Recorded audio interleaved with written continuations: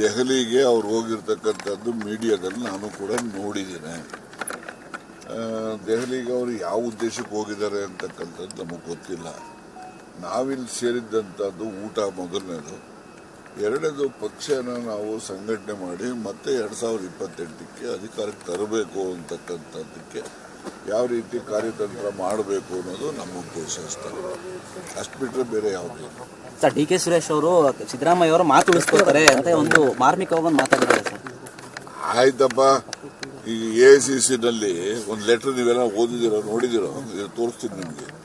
Siddaramaiah will be the chief minister ಅಂತ ಹೇಳಿದ್ರು. After that ಅದೇ ಲೆಟರ್ ಅಲ್ಲಿ AICC ಕಮ್ಯುನಿಕೇಶನ್ ಅಲ್ಲಿ ಏನಿದೆ, D K Shivakumar will be the lone DCM, he will continue up to the parliament election ಅಂತ ಹೇಳಿದ್ರು.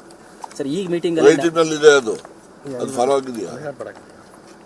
ಬೇರೆಯವ್ರನ್ನ ಕೇಳಬೇಕಾದ್ರೆ ಅವರು ನಡ್ಕೋಬೇಕಲ್ಲ. ಅದು ರೈಟಿಂಗ್ ನಲ್ಲಿ ಇರುವಂತದ್ದು. ಇದೇನು 30 ತಿಂಗಳಾಗಿತ್ತು, 20 ತಿಂಗಳಾಗಿತ್ತು ಅಂತೇಳಿ ಇದೇನು ಎಲ್ಲೂ ಕೂಡ ರೈಟಿಂಗ್ ನಲ್ಲೂ ಇಲ್ಲ. ಅದು ಯಾರ್ಯಾರು ಮಾತಾಡ್ಕೊಂಡವರು ನಮ್ಗೆ ಯಾರಿಗೂ ಗೊತ್ತೂ ಇಲ್ಲ.